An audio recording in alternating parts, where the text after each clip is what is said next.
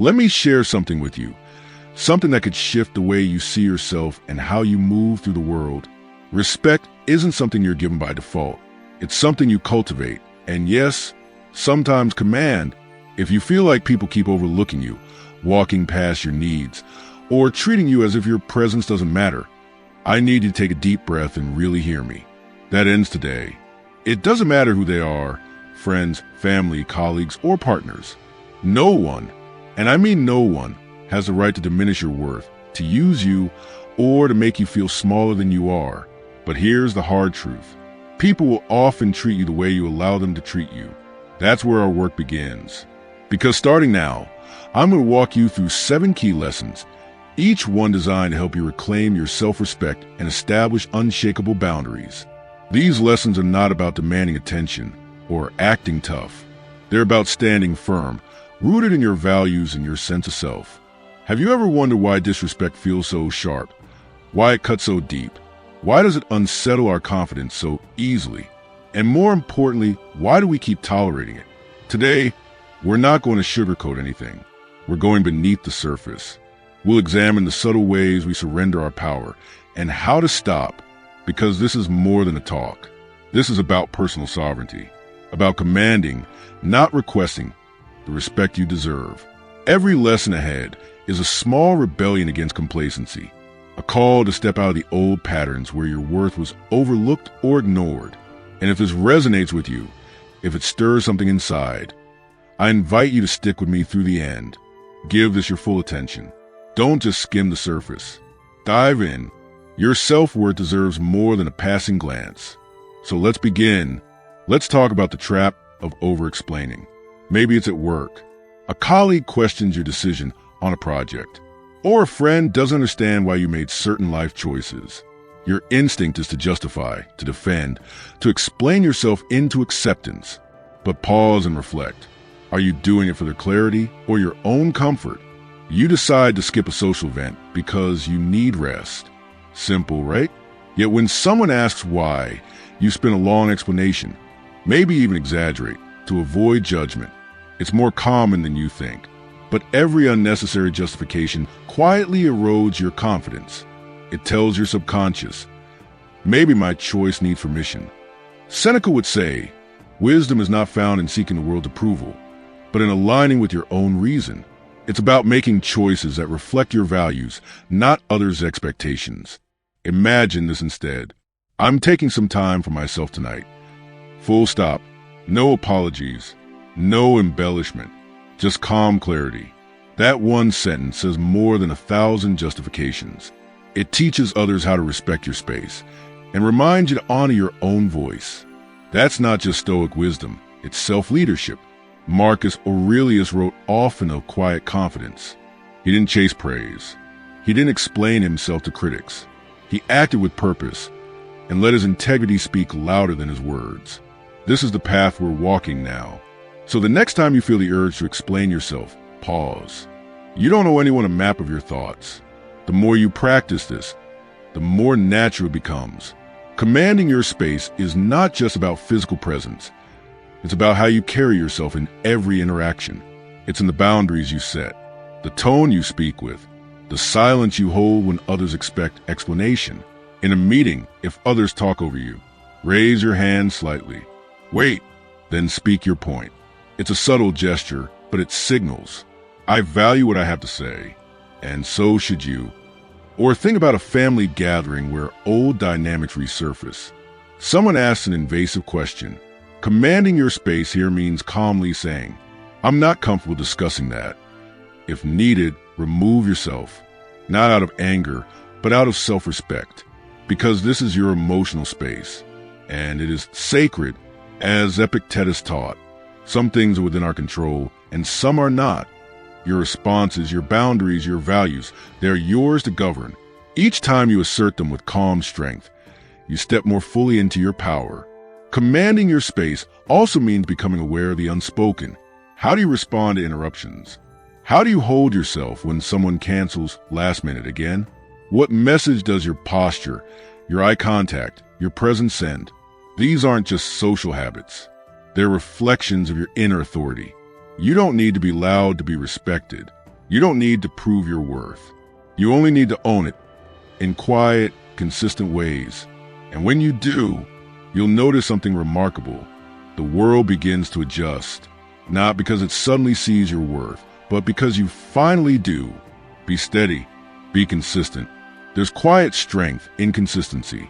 It teaches others what they can expect from you and gently shapes how they treat you. Each time you hold your ground, you carve out a bit more space for yourself. And with it, you earn respect, not just from others, but from yourself. This isn't about confrontation. It's about honoring your own value. And when you do that, the world begins to adjust around you. Over time, this adjustment transforms not only how others engage with you, but how you perceive yourself, how you carry yourself. Confidence isn't just something you feel. It's something you communicate. It shows up in how you walk, how you speak, how you simply exist in a space. Before a single word leaves your lips, your body has already told a story. Imagine walking into a room, a job interview. Perhaps you have a choice. You can enter with lowered eyes and hesitant steps, or you can step in with presence, shoulders back, grounded gaze, offering a firm and sincere handshake. Without uttering a word, you've conveyed that you are here, you are prepared, and you believe in your place. That moment, that posture, can say as much as your entire resume. Now, picture a different setting, a social gathering, a networking event filled with unfamiliar faces. Even if you're feeling a bit out of place, moving through the space with purpose sends a signal. You are open, approachable, and worthy of being here. And often, that's all it takes to open a door to a conversation, an opportunity, a new connection. The Stoic philosopher Epictetus taught us to focus on what lies within our control, and your demeanor, your presence, absolutely falls within that realm. To walk with confidence is to make a conscious choice. It's a physical embodiment of inner mastery. It doesn't mean controlling everything around you, but it does mean responding with intention. Each step you take with assurance reminds you that you are capable, that you are enough. And with repetition, this small act becomes something more. It rewires how you see yourself, strengthens your sense of identity, and deepens your belief in what's possible for you. Walking with confidence isn't performance. It's alignment. It's your inner strength, making its way to the surface. Your values made visible. This is the Stoic path. To live in harmony with your nature, a nature that is strong, centered, and self-respecting. And when you move from that place, you don't just influence how others treat you. You elevate how you relate to yourself. You're not demanding respect. You're embodying it. And sometimes silence speaks louder. There's a temptation to always respond, to always defend or explain. But not every moment deserves your reaction. Silence, used with intention, can carry more power than 1,000 clever comebacks. This isn't about shrinking or retreating. It's about discernment. It's knowing when your words will land with meaning and when withholding them is the stronger move. Picture a tense meeting, voices clashing, ideas competing. It's easy to jump in, to argue, to correct, but sometimes stillness is your sharpest edge. When you speak from a place of calm, of grounded clarity, your voice carries weight because it isn't reaction, it's intention, and intention is the mark of true strength. But consider this instead. Pause, listen, let the silence do the talking. That stillness you feel, it can speak louder than the most polished words. In that quiet, you're not just waiting, you're listening, you're thinking, you're taking ownership of the moment without saying a thing. Silence gives you space, space to breathe, to gather your thoughts, to steady your emotions, and to resist the urge to react impulsively. This isn't just strategy, it's discipline, it's self-respect. Core values in Stoic philosophy. Marcus Aurelius once reminded us, to master oneself is to be unmoved by every ripple of emotion. So when you embrace silence, you're practicing control.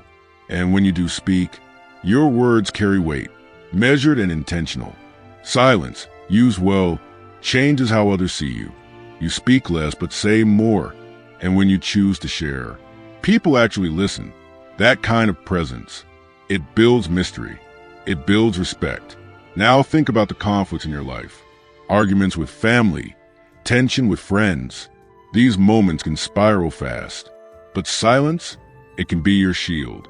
It gives space for both sides, a chance to cool off, to return with clarity instead of anger. In these moments, silence becomes a bridge, not a wall. We've all felt it, haven't we? That pressure to fit in, to mold ourselves into whatever version gets the nod, the smile, the approval. It's exhausting. Constantly chasing acceptance takes a toll on your energy and your authenticity. But here's the liberating truth. You don't need everyone's approval to live meaningfully. Imagine you're at a dinner party. The conversation shifts to something you deeply care about. Your views might be different. They might ruffle feathers. Do you tone them down to avoid conflict? Or do you speak your truth, even if it's not popular? Each time you choose authenticity over approval, you strengthen your self-worth. Sure, not everyone will agree, but that's not the point. The respect that comes from being real outweighs the comfort of blending in. Why do we even crave approval so much? Isn't it rooted in self-doubt? Stoicism teaches us to look inward, to seek validation from within, not from the crowd. Marcus Aurelius put it simply, the approval of others may matter, but it should never rule you. True peace comes from how you see yourself. So imagine moving through your day. Focus on what aligns with you, making choices that feel right, not ones designed to please the world. Of course, feedback matters, but it shouldn't be your compass. When you stop chasing approval, you start living in alignment. And from that alignment, confidence grows, authenticity follows. Ironically, when you're no longer seeking admiration, you begin to attract genuine respect. Picture this. You're working on a project. Instead of checking in constantly, is this okay? Am I doing it right? You trust your instincts. You present your work with confidence. The difference is powerful. Confidence commands attention, and people notice. When you stop seeking permission to be yourself, you free up space for creativity, for deeper connections, for purpose. It's not about shutting the world out. It's about making sure your value isn't up for debate. In a world overflowing with noise, where everyone shouts to be seen, there's power in quiet certainty. Let your actions speak, because real merit doesn't need a megaphone. It makes its presence felt naturally. Back in the workplace, two people are after the same promotion. One talks a lot, announces every little task completed. The other stays focused, delivers quietly and consistently. Over time, who earns lasting respect? The one who lets results speak. That's the Stoic way. Let your work be the message. Let virtue be the reward. Not applause, not approval.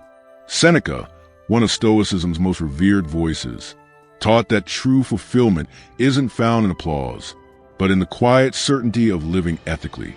It's not about how loud the world claps, but about how aligned your actions are with your values. When you focus on doing rather than being seen, you begin to embody the Stoic ideal, a life rooted in integrity and inner purpose. Picture this. You're starting a new health regimen. You could post every workout online, hoping for likes and encouraging comments. Or you could show up for yourself, consistently, quietly, and let your progress speak louder than your posts ever could. The second path avoids the highs and lows of online approval and strengthens your internal resolve. This isn't about secrecy.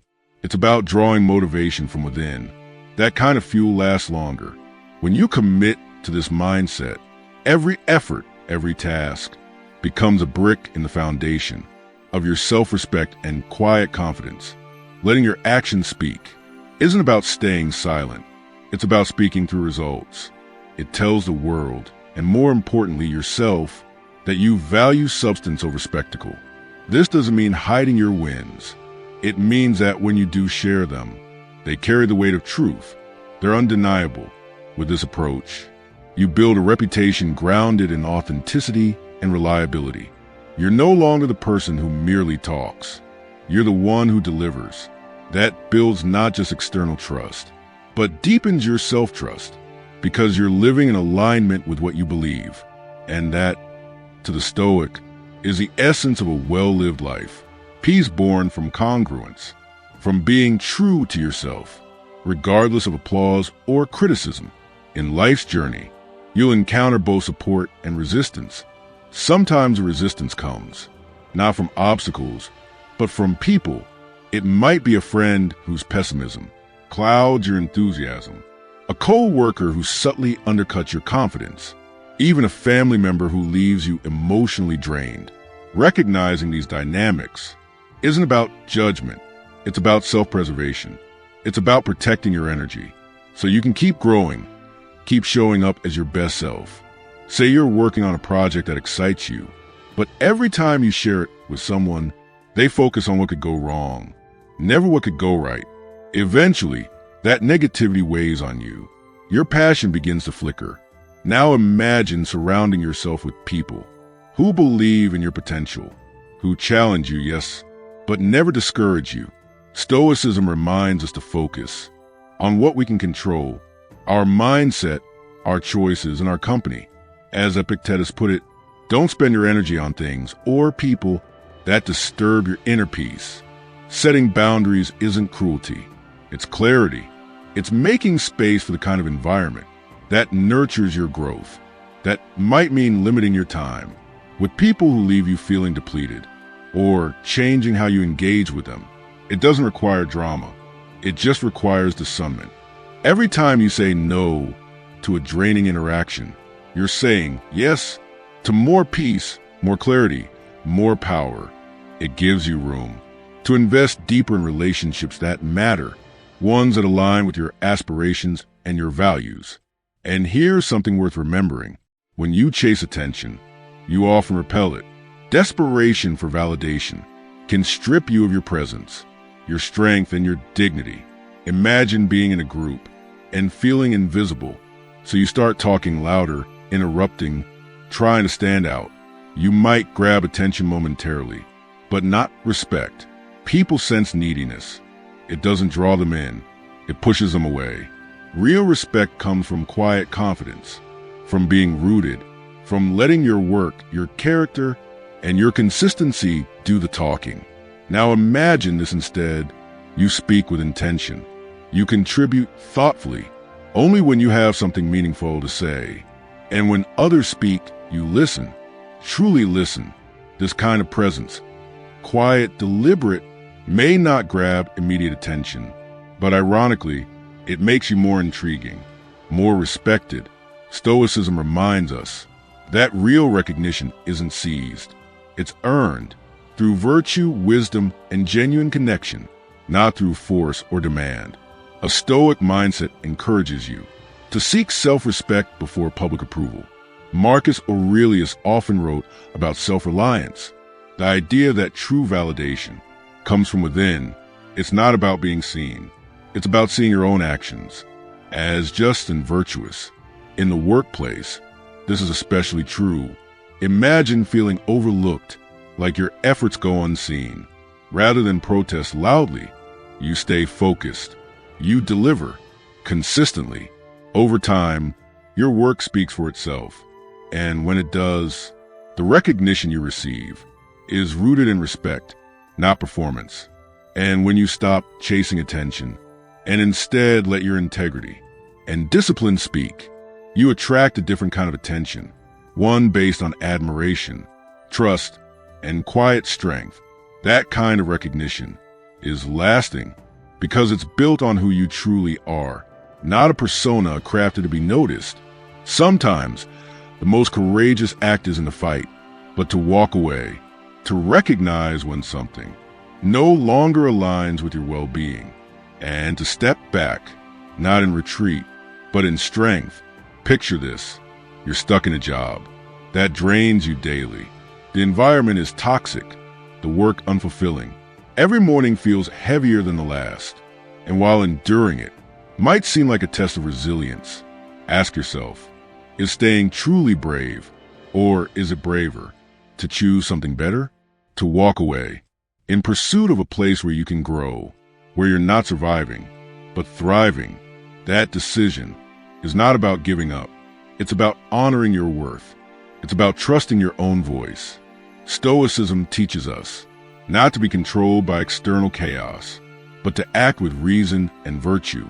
Seneca said, "We shouldn't endure suffering longer than necessary, especially if it compromises our ability to live well."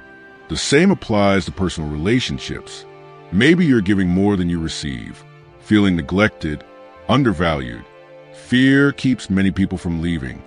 Fear of loneliness, of change, or of admitting something isn't working.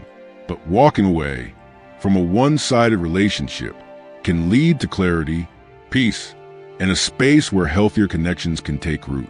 It echoes the Stoic idea. It's better to be alone than in poor company. This mindset even applies to everyday conflict. Not every disagreement needs to end in confrontation. Sometimes the wisest move is to walk away, to preserve your peace. This doesn't mean you're avoiding problems. It means you're choosing discernment over reaction. By mastering the art of walking away, you create a life less entangled in drama and more aligned with your values. Every time you leave a negative situation behind, you're walking toward a more fulfilling life, a life that supports your growth and nourishes your well-being. In the journey of life, knowing when to walk away can be just as powerful as knowing when to stay. It's about honoring your worth, protecting your peace, and finding the courage to live by your convictions. Thank you for being part of Stoic Mindset Mastery.